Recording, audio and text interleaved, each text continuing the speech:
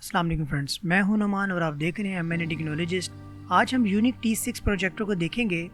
इस प्रोजेक्टर के अंदर एक प्रॉब्लम आ गया है। उस प्रॉब्लम को देखते हैं कि ये प्रॉब्लम क्यों आया है और उसको कैसे ठीक किया जाता है। ये एक LCD प्रोजेक्टर है। इस प्रोजेक्टर का रिव्यू मैं ऑलरेडी बना चुका हूँ, जिसके अंदर इसकी मुकम्मल मालूमात, जो मुकम्मल स्पेसिफिकेशन है वो मैं बता चुका हूँ। अगर आप वीडियो देखना चाहते हैं तो उसका लिंक मैं डिस्क्रिप्शन में दे देता हूँ, तो आप वो वीडियो देख लें कि इसके अंदर क्या क्या फंक्शन मौजूद हैं। लेकिन आज जो हम बात करेंगे कि इसके अंदर एक प्रॉब्लम आया है। प्रॉब्लम क्या आया है? इस प्रोजेक्टर को इस्तेमाल करते हुए कोई 1 साल हो गया है। कई दफ़ा ये इस्तेमाल हुआ है, यानी कि डेली तो नहीं लेकिन अक्सर औक़ात इस प्रोजेक्टर को इस्तेमाल किया गया है। इस प्रोजेक्टर के अंदर 2 प्रॉब्लम आए हैं। एक प्रॉब्लम तो ये है कि इसकी आप स्क्रीन पे देखें तो राइट साइड पे एक ब्लैक कलर के निशान नज़र आ रहे हैं, एक धब्बे पड़े हुए हैं। एक तो ये प्रॉब्लम है, और दूसरा प्रॉब्लम इसमें ये आ रहा है कि ये तस्वीर कुछ धुंधली है, यानी कि क्लियर नहीं है। अब ये क्लियर क्यों नहीं है? इसके साइड पे जो लेंस लगा होता है, वो लेंस का जो वेरिएबल है वो घूम नहीं रहा, वो हार्ड हो गया हुआ है। अब ये दोनों प्रॉब्लम कैसे हल होंगे, इसको हम ठीक करते हैं। इसको ठीक करने के लिए इस प्रोजेक्टर को खोलते हैं और देखते हैं इसके अंदर ये क्या प्रॉब्लम मौजूद है। तो ये सारा प्रोजेक्टर मैं खोलता हूँ। तो ये प्रोजेक्टर मैंने ऑलरेडी बताया हुआ है कि ये LCD टाइप प्रोजेक्टर है और इसकी LCD में कोई मसला आया हुआ है। अगर आप LCD प्रोजेक्टर के हवाले से नहीं जानते कि ये क्या होता है, ये किस तरह काम करता है, तो इस पर मैं एक ऑलरेडी वीडियो बना चुका हूँ, जो कि एक LCD प्रोजेक्टर जिसका मॉडल नंबर यूनिक 30 है, यानी UC30 प्रोजेक्टर है। उसको मैंने मुकम्मल ओपन करके LCD का पार्ट निकाल के दिखाया हुआ है कि ये प्रोजेक्टर तस्वीर कैसे बनाता है। अगर आप वो देखना चाहते हैं तो वो देख लें, उसका लिंक भी मैं डिस्क्रिप्शन में दे देता हूँ। ये प्रोजेक्टर भी LCD टेक्नोलॉजी है और इसकी LCD में ही कोई मसला आया हुआ है। तो इस प्रोजेक्टर को मैं सारा ओपन करता हूँ। इस LCD को कैसे ठीक करना है ये सारा मैं इसमें बताता हूँ। तो आइए इस प्रोजेक्टर को हम सारा स्टेप बाय स्टेप खोल लेते हैं। तो इसकी बैक साइड पे स्क्रू लगे हुए हैं और स्क्रू ड्राइवर की मदद से हम इसको ओपन कर लेते हैं।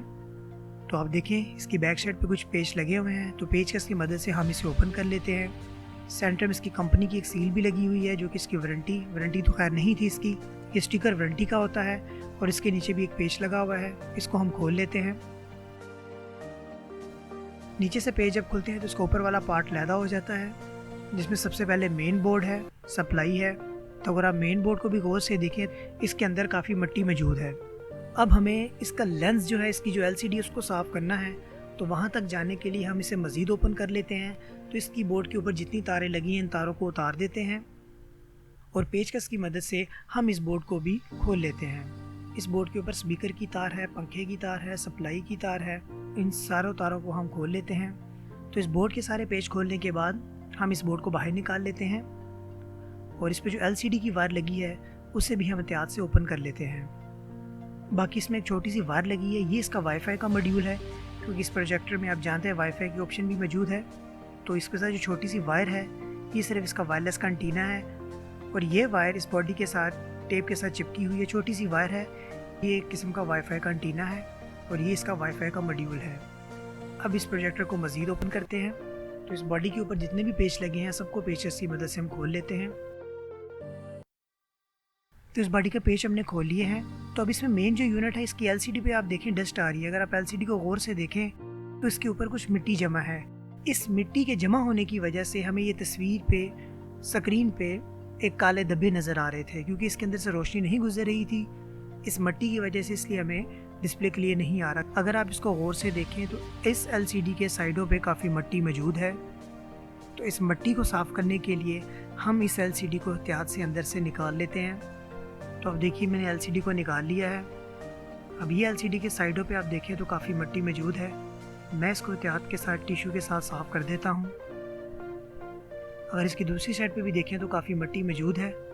इस मिट्टी की वजह से एक तो हमारी तस्वीर भी धुंधली नज़र आ रही थी और दूसरा इसमें इसकी स्क्रीन के साइडों पे हमें काले धब्बे नज़र आ रहे थे। अब इस स्क्रीन को अच्छी तरह से टिश्यू के साथ साफ़ कर देते हैं। उसके बाद दूसरे इसमें जो प्रॉब्लम आ रहा था, ये लेंस का आ रहा था कि इसका लेंस जो है वो हार्ड हो गया था, यानी कि घूम नहीं रहा था, जिसकी वजह से ये फोकस नहीं कर रहा था। तो इस लेंस को भी हम ओपन कर लेते हैं और देखते हैं इसके अंदर क्या प्रॉब्लम मौजूद है। तो इसकी बैक साइड पे ये 2 पेच लगे हैं, पेचकस की मदद से हम ये ओपन कर लेते हैं। ओपन करने के बाद हम इसे बाहर निकालते हैं। तो देखिए बाहर निकालने के बाद इस तरह का इसमें एक लेंस मौजूद है। ये लेंस हार्ड होने की वजह सिर्फ यही है कि इसके अंदर जो एक घुमाने के लिए सर्कल बने हैं उनके अंदर मिट्टी चली गई थी, जिसकी वजह से ये घूम नहीं रहा था। तो अब इसे निकाल के मैंने अच्छी तरह मिट्टी इसकी साफ़ कर दी है। अब ये इजीली घूम रहा है। अब हम इसे दोबारा लगा देते हैं और चेक कर लेते हैं कि लेंस भी हमारा प्रॉपर घूम रहा है और इसके पीछे जो हमारा की स्टोन का मिरर है उसका वेरिएबल भी इजीली मूव हो रहा है। तो इस लेंस को फिक्स करने के लिए 2 पेच लगे हैं, ये हम दोबारा लगा देते हैं। और इस लेंस को भी मैंने अच्छी तरह कपड़े से और टिश्यू से साफ़ कर लिया है ताकि इस पर जो डस्ट वगैरह है वो ख़त्म हो जाए। तो बाकी इस प्रोजेक्टर के अंदर इसकी सप्लाई मौजूद है। ये जो मेन सप्लाई है जो कि इस प्रोजेक्टर को ऑन करती है और इसमें जो लैंप यानी कि LED लगी है उसको भी ऑन करने के लिए इसी सप्लाई से ही सारा करंट जाता है। तो इस LCD को साफ़ करके मैंने अच्छी तरह वापस लगा दिया है। वापस लगाने के बाद जिस तरह इसे ओपन किया गया है उसी तरह इसे बंद कर देते हैं। इसकी कंप्लीट बॉडी बंद करने के बाद हम इसका बोर्ड है, इसका जो मेन बोर्ड है इसको मैंने अच्छी तरह ब्रश के साथ साफ़ कर लिया है। इसके ऊपर जितनी भी डस्ट मौजूद थी वो सारी मैंने ख़त्म कर दी है। अब इसके अंदर ये सारे इसके कंपोनेंट हैं। इसमें देखें एक तोशिबा कंपनी का IC लगा हुआ है और भी कुछ कंपोनेंट मौजूद हैं। इस बोर्ड को भी वापस हम अपनी जगह पे लगा देते हैं।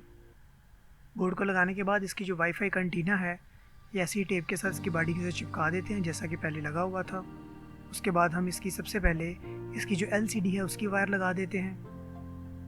LCD की वायर लगाने के बाद हम इसके सारे पेच बोर्ड पे दोबारा लगा देते हैं।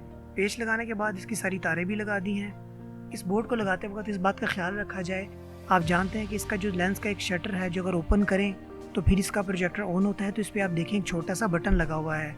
जब ये शटर ओपन होता है तो ये बटन प्रेस हो जाता है और जब बंद होता है तो ये बटन जो है वो ऑफ हालत में आ जाता है। तो इस बोर्ड को और मुकम्मल वायर लगाने के बाद हम इसकी बॉडी जो है वो दोबारा बंद कर देते हैं। बॉडी बंद करने के बाद हम इसके सारे पेच दोबारा वापस लगा देते हैं। सारे पेच लगाने के बाद हम इसको पावर देते हैं और इसे ऑन करते हैं। अब इस प्रोजेक्टर को किसी जगह पे रख के हम दीवार पे तस्वीर या इमेज बनाते हैं। तो आप देखिए ये प्रोजेक्टर ऑन हो गया है और इसकी तस्वीर बिल्कुल क्लियर आ रही है। जो एक राइट साइड पे ब्लैक कलर के धब्बे आ रहे थे वो धब्बे बिल्कुल ख़त्म हो गए हैं। वो धब्बे क्यों आ रहे थे यानी कि वो डार्क वो ब्लैक पार्ट क्यों आ रहा था, क्योंकि इस LCD पे कुछ डस्ट मौजूद थी। उस डस्ट की वजह से तस्वीर क्लियर नहीं आ रही थी, वो भी ख़त्म हो गई है।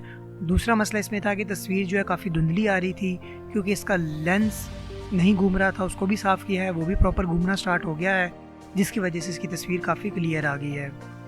उम्मीद है फ्रेंड्स आप ये समझ गए होंगे कि किसी भी LCD प्रोजेक्टर में अगर कोई ऐसा मसला आ जाए तो उसको आप कैसे ठीक कर सकते हैं। बाकी मज़ीद इस हवाले से आप कुछ भी जानना चाहते हैं तो कमेंट में पूछ लें। आने वाले वक्त में हम मज़ीद टेक्नोलॉजी के हवाले से हम बात करेंगे। इसके लिए आप मेरे चैनल को सब्सक्राइब करें। आपका साथ देने का बहुत शुक्रिया।